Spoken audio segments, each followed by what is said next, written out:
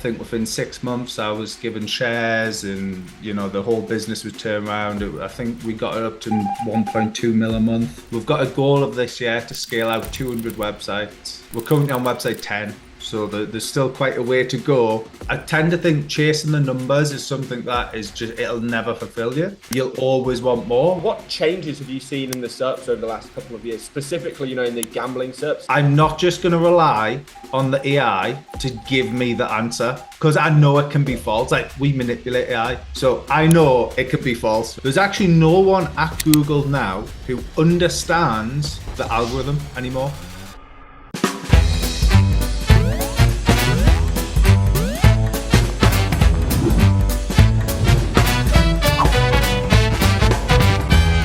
Hey guys, welcome back to the channel and welcome back to another episode where I'll be interviewing experts and entrepreneurs from around the SEO community. In today's episode, I've got a long-term friend and guest of the channel who has been in some very interesting SERPs. He's been in the gambling SEO industry and has kind of exited it in the last couple of years or so and moved more towards link building, AI content, investor mode, all sorts of things. Please welcome to the show, Karl Hudson, ladies and gentlemen. Hi, Charles. Cheers for the big up, I guess. Yeah, no, 100%, mate. You've definitely kind of achieved what a lot of people are kind of setting out to achieve, especially in the sense that I think a lot of people are wanting to be a part of the exit in their job kind of thing, right? Whereas a lot of people don't get that role, or I think a lot of people don't fight for it, even maybe potentially, where they don't kind of get their actual value made clear in the company. Whereas I think you kind of achieve that in some sense of the word, and I just kind of want to give you some big ups in relation to that, Yeah, I've definitely obviously learned quite a few lessons. We've known each other, I think, since I was very young. Yeah. Way when we used to game 11, 12 years ago or something. 11, 12, yeah, it's like very young. And obviously got involved in well, at that time I was involved in affiliate and dating and stuff like that. And I believe that's where actually, to be fair, you're one of the guys to thank for introducing me into Dooley and things. It was actually you who kind of encouraged us to go out to Chiang Mai. And I was kind of very much, probably like a lot of the guys listening, almost like a hermit, where I just like to sit behind the screen and not really go out and socialize. It was kind of, so you were actually the guy who helped me get into that realm and start going out more and speaking to people and things like that. So big thanks to you as well. Well, I'm glad I could be a part of it, and I'm definitely thankful that you did it, because you contributed a lot from your own side, even just coming to the events and stuff. And there's definitely a lot of people that speak very highly of you since then and stuff. I actually want to speak about how you got started into SEO, because I don't even think I know the full story. I know the story about you playing professional COD and things and all sorts of stuff, but I don't actually know how you even got into SEO. Yeah, so that's quite an interest. So I was obviously at school, and my parents, although I come from quite a rougher area, let's say. It's not a rough background. And my parents, obviously, we did grow up in quite a rough area, but then they're quite entrepreneurial. So they ended up moving us out of the area and nicer schools, all that. I was still in, like, is it a public school over here? It's not like a private school. I was still in very much, it was called Burnside. And anyway, me dad, he was a NLP master practitioner and trainer. So neuro-linguistic programming, life coaching, all of that sort of stuff. And he was forever paying these guys to do website stuff. And I, at the time, was very into, like you said, Call of Duty, Counter-Strike Source, CS 1.6, all these different games, World of Warcraft. And he kind of said, why don't you get into websites? And I was like, I was very fixed from a young age to go into the Marines. I actually went and did the fitness test, passed that, but then didn't actually know at that point that I was medically colorblind for green and red colorblind. I'm red and orange and blue and black. So yeah, well, so apparently when you're colorblind for them colors, it's pretty significant. So they basically said you could only be, I think, a soldier, and I wanted to try and become an officer and stuff. So basically that kind of turned that on the head. My dad knew a guy who did this thing called SEO. So he introduced us to this guy, and he just basically introduced us to forums back in the day, like Black Hat World and stuff like that. And I kind of just picked it up from there and started dabbling and learning. Thankfully, it was kind of at the time off the back of me dad just give us a little bit of money to kind of run with and see how it went. And then I think it was definitely not an overnight success. Within about 2 years, I started making money online. And that was utilizing tools like I think it was X-Rumor and shit like that back in the past. So, like the old school Black Hat style tools. And then obviously Penguin hit, and yeah, it just from there developed further into like looking more at content and stuff like that. And then I got into the dating side. I met a few guys online again who were quite into that and set up a few dating sites. They went really well.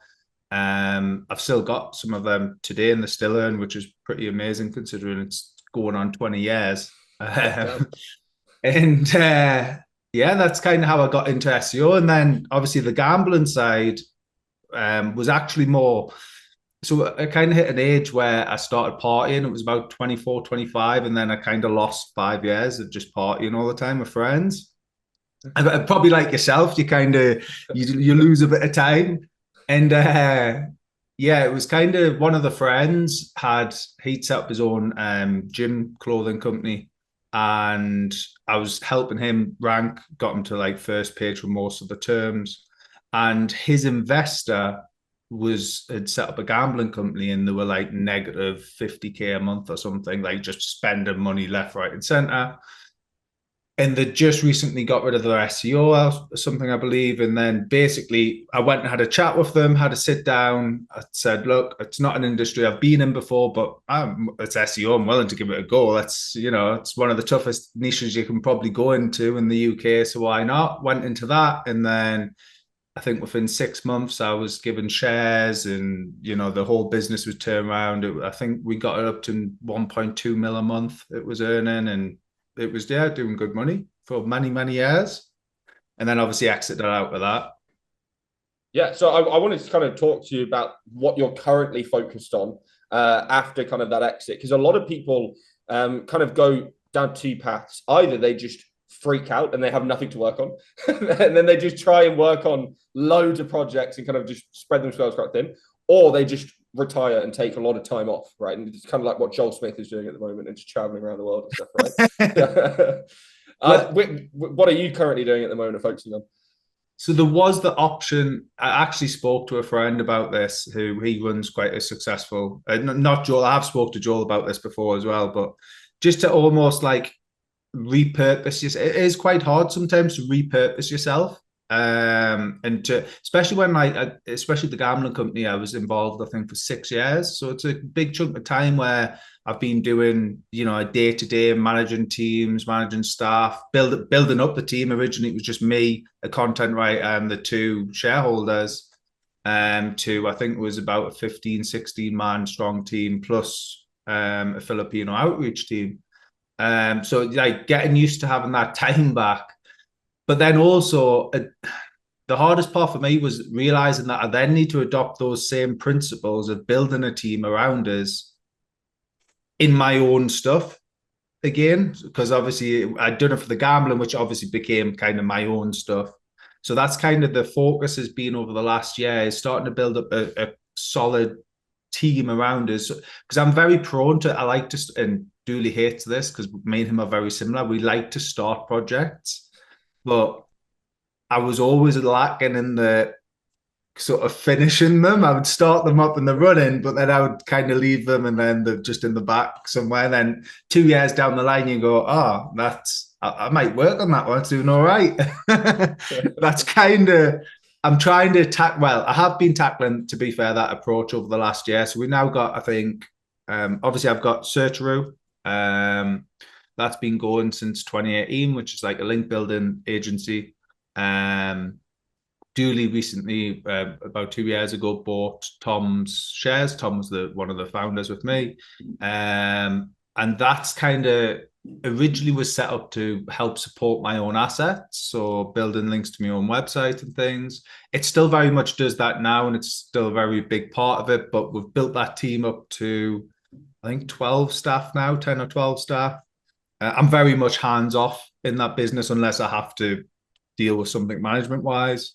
And now personally, I've got 4 or 5 different VAs, all off the back of my one main VA, Mav. Big shout out to him. He's like been my right hand man throughout for many years, probably about 6 years. This one VA, I absolutely love him.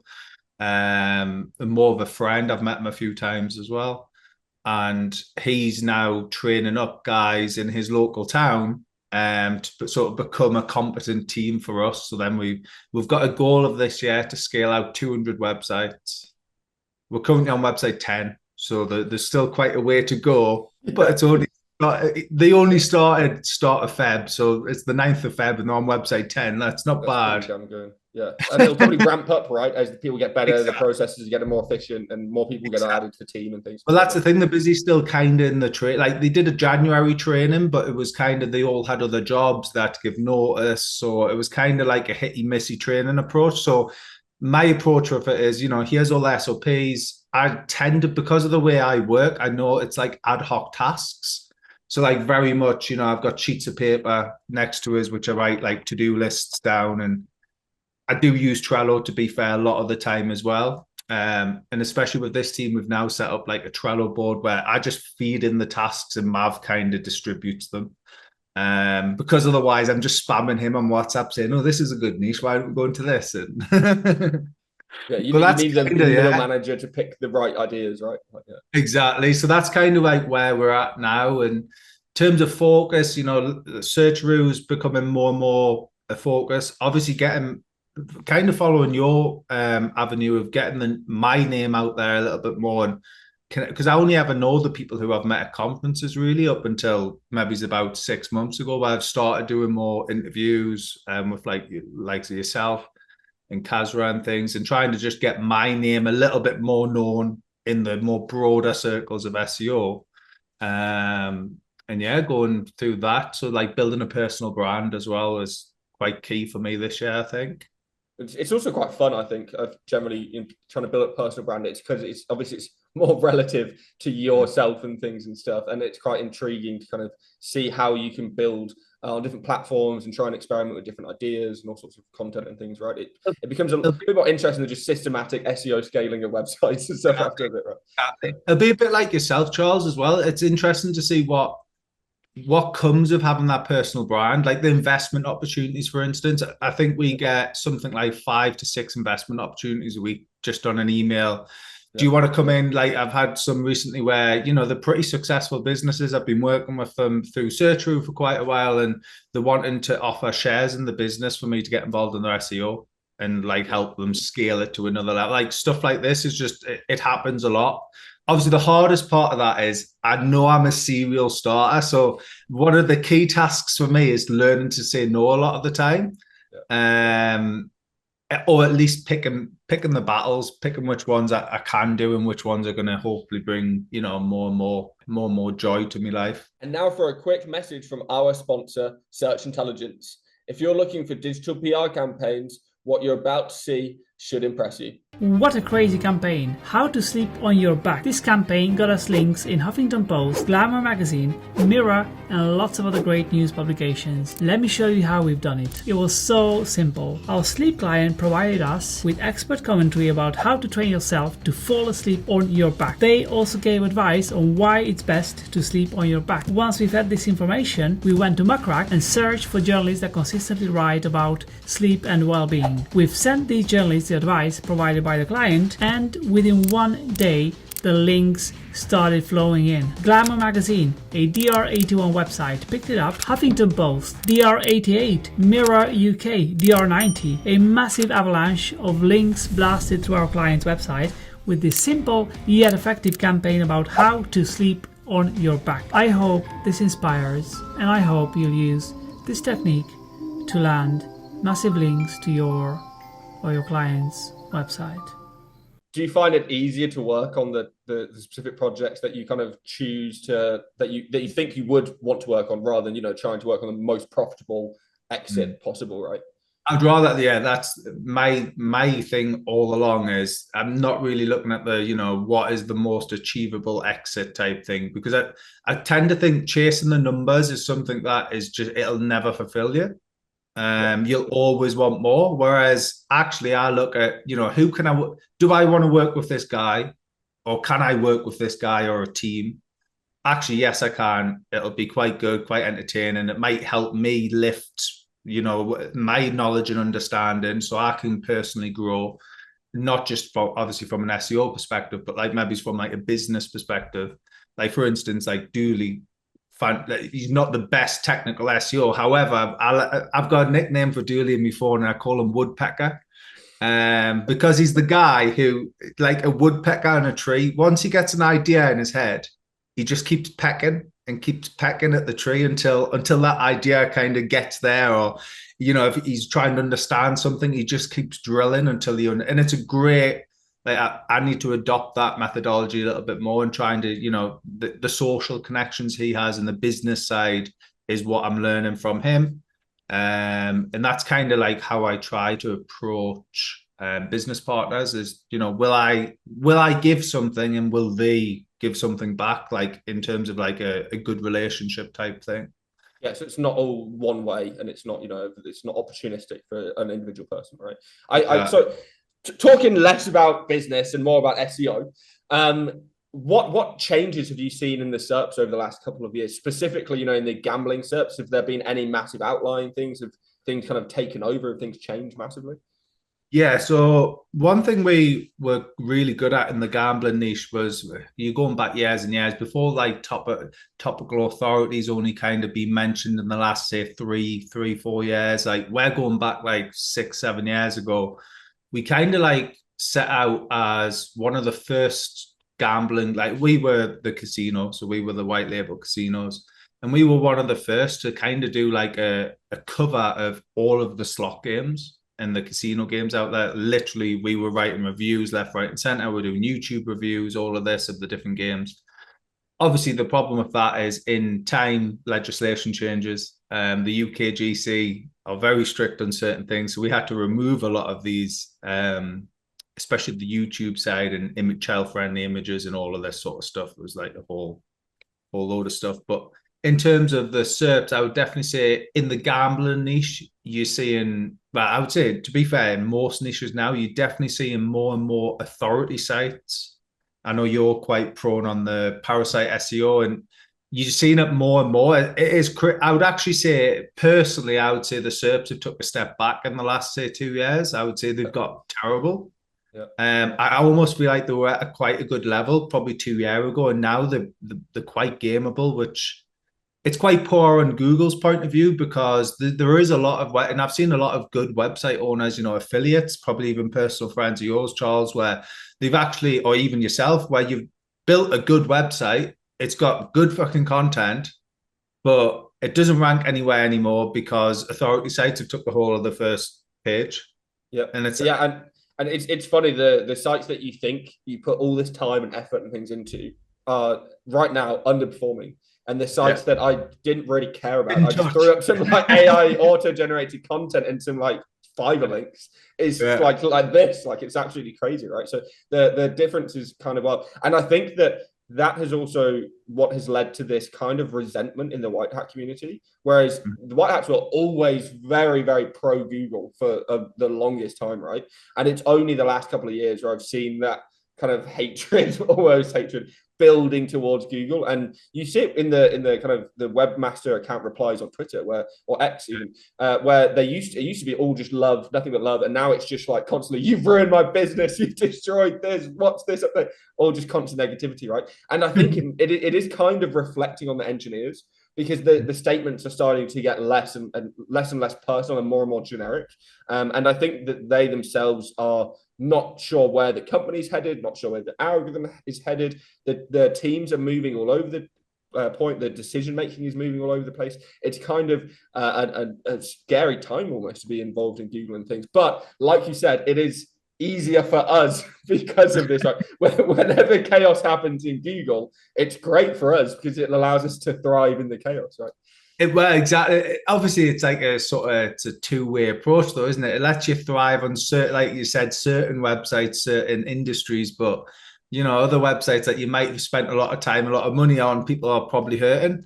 Like one of the businesses we run is Backlink Doctor, and we've never had such an influx of people wanting link audits and toxicity reports and things. And it's pretty much always affiliates. Like at the moment, it's I would say 9 times out of 10, it's affiliate sites or big corporation sites that, operate multiple affiliate sites. And yeah, it's just an interesting time, to be fair. I don't know. Obviously, you've got SGE coming up, and I do sometimes wonder if this is why they're trying to change the angle a little bit to be more based off authority sites, with the assumption that authority sites have all of these teams in place that fact check. And so maybe they're lining up SGE to kind of in line with that. But again, it's just not the best approach, especially when you can just reach out to authority sites and place links for, place an article for $300+ or whatever. It's not the approach. You can buy authors now at this point, right? There's like people, there's even doctors that are like selling their authorship so that you can go and like pretend to be them and stuff, right? It's kind of crazy. Is this when you start dressing up on videos and they've got like a stethoscope and things like this? So. So the AI image recognizes your entity as a doctor. But no, I think it's just crazy. And I don't really see so number one, I think it's quite difficult to see where things are headed with SGE, because Google seems to change when it's going to be released, what's happening, how it's going to be monetized, what subjects it's going to be on. How do you think it's going to affect gambling SERPs specifically? And have you been experimenting at all with the kind of Google Labs SGE stuff? Yeah, so I don't think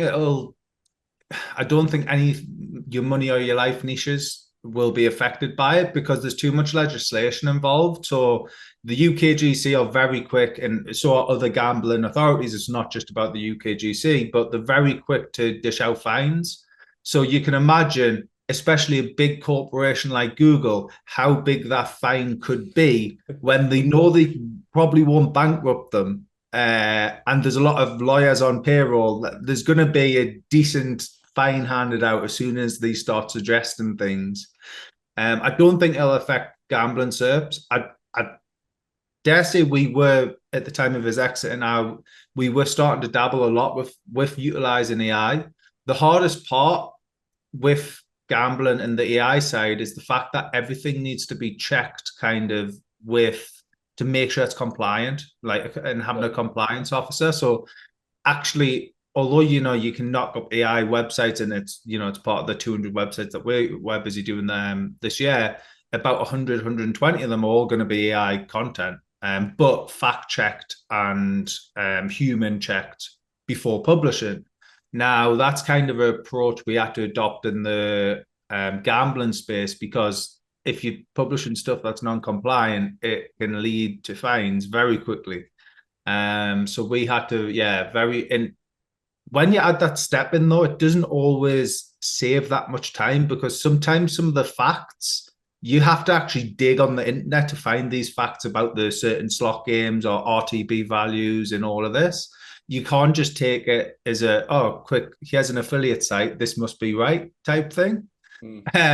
So I don't see it affecting gambling that much in any your money or your life niche. If I'm being honest, it was meant to be scheduled for release. Was it April this year? But then they've kind of just hit that on the head. Or was it February? Yeah, they've changed the date. So at first they had December. It was going to end, and then it was going to release, right? And so they had it December. It was going to end, and then they were going to release. That then they changed it to it's just going to end in December. Then they've removed that sentence completely from the page. So we don't even know when the beta is going to end, when what's going to happen now, because the beta was supposed to end a month and a half ago, but it didn't. So it's in the beta mode, isn't it something like 15 seconds it was taken for it to actually on average. They have been able to get it a bit faster now, but it's very query dependent. And then in certain languages, it just takes forever.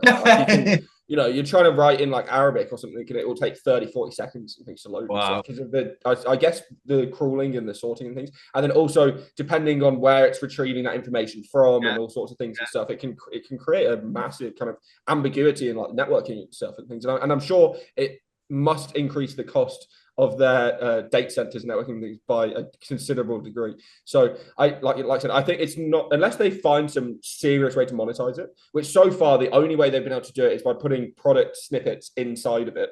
I don't see any other way that they can fully monetize it yet. And without that monetization, then they can't roll it out. It's so much more expensive per query. Another thing I would say as well is the slant of you're still dealing with humans, right? So how much market share did Google have in search? It's something like ridiculous. 91% or something. Exactly. It's pretty much all search. You know, it's a household name.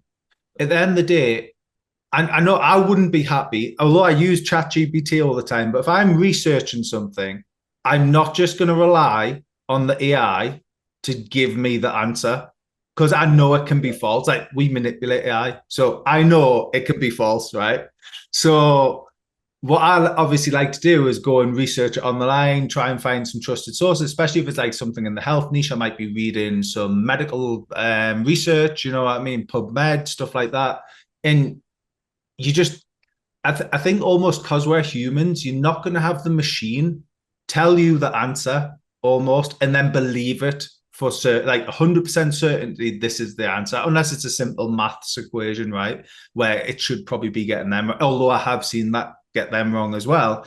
So I think from a Google perspective, if I was personally Google, I would just scrap SGE and just focus on what you're doing. Like, you've got so much market share. What you really think people are going to move to Bing because they can ask AI and get an answer? Well, they'll just use ChatGPT for that.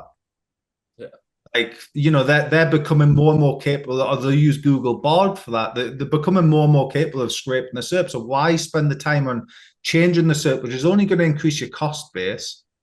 And the users aren't going to be, it's all about satisfying the user intent, right? You're not satisfying the user intent. Like, would you believe if it gave you 3 products to buy, would you believe that they're the best products? You know what I mean? It's madness. You just wouldn't. You'd want to research it more. So I think it's reactive, right? It's because Microsoft have basically forced their hand, and exactly. And they're embarrassed because Microsoft are using their own technology. Like this is all Google's inventions, all of Google's technology. It's just they got scared of it, and they either removed or they let people leave the company who were vital to that technology. They were the people that founded it, created it. And all of those people are now either at OpenAI, Microsoft, or they're starting Claude, or they're starting Perplexity, or they're doing all these other things. There's so many ex-Google AI engineers who are now unicorn founders. It's absurd. Like they've effectively created their own competition, which is just ridiculous. I was reading something recently where basically there's no one at Google. So, you know, we're on about the search algorithm and how it's getting worse or got worse. There's actually no one at Google now who understands the algorithm anymore. That's why they do all these test papers, because they keep hiring and firing people, leaving, whatever.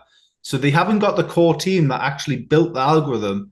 And the algorithm's so big now that it's just, if you've ever worked with websites before, multiple developers, it gets messy very quickly. Even if they're commenting, it gets messy still, because they all have different styles doing the code and all that sort of stuff. And you'll know yourself, there's a billion different ways to probably write something, to like a script to do something, right? So then you've got all these different coders and developers working on an algorithm that none of them really understand, but it seems to be making changes. So it's like, at what point? I think they're hoping that like Google can get Gemini to summarize the algorithm for the new engineers. It starts just being like, it's Skynet, right? Where it just starts pigeon. They needed this new technology to get the current people just to understand their old technology. But yeah, I think it is a crazy time, and I think obviously SEO, I think it'll be I've heard a lot of fear mongering about, but as soon as SGE comes out, affiliate marketing's dead and all of this, and I just don't see it happening. I could be very naive in that, but the amount of times being in the industry since I was 14-year-old, the amount of times I've heard every year SEO is dead, all of this every single year. Now I get this. I almost feel like the goalposts have moved quite a bit. So like obviously when I was younger, you get involved for, £300-400 or something. You can have a site set up that starts earning. Nowadays you might be looking at a couple of grand with the cost of links and stuff like that. Obviously cost of content's pretty much negligible now, unless you're using human writers. But again, I think not a lot to worry about. I personally would say, I think just keep focused on what you're doing.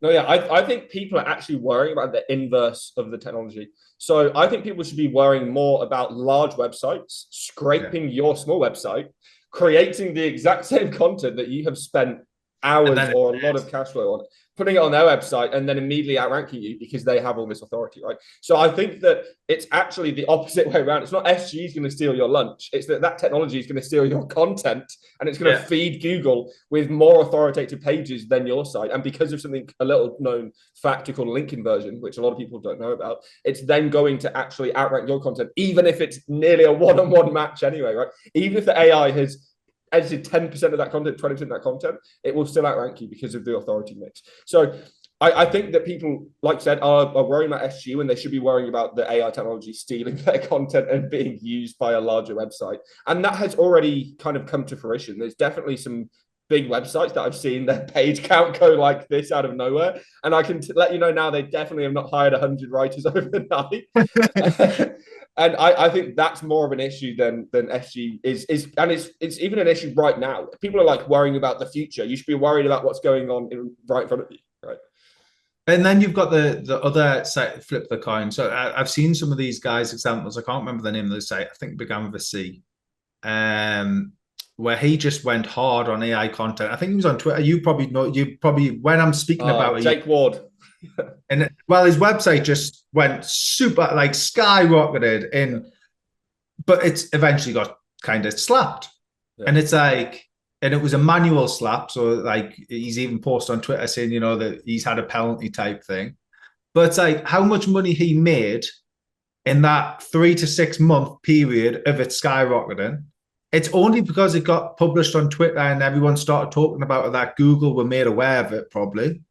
And then all of a sudden Google, it's kind of like your situation some time ago where Google stepped in, and because you're very much the guy who likes to poke the bear, Charles, and I'm very much not that guy. I don't like poking that bear. You definitely like aggravating. No idea what you're on about, So yeah, he very much, the poor guy obviously wasn't intending for that to happen, but it got hit. He kind of had the foresight to know that it was going to get hit. But it's more, he's hacked that time period, right? Where it's like 3 to 6 months. He's skyrocketed the website. His earnings have went through the roof. Does he really care? Probably not. You know what I mean? It's kind of one of them. So, and that's what you're seeing a lot more and more people leveraging AI, I think, where they kind of think, I can hack that time. Yeah, it's a massive efficiency kind of saver, right? And things, and even if it doesn't work out, you spent like $100 and maybe 10 minutes of your time trying this thing, right? So you might as well try it out. So I really appreciate you coming on, Karl. Is there anywhere that people can find you online? So, well, I'm busy working on that. So I've got my own personal website, karlhudson.co.uk. Usually, it's Facebook, Twitter, Karl Hud SEO on Twitter, Facebook, just Karl Hudson. You'll probably see his, friends with yourself and places like that. And then obviously LinkedIn, Karl Hudson again on LinkedIn. And that's about it. Awesome. Well, I'll put all of those in the link in the description down below. I'll see you guys in the next video. Peace.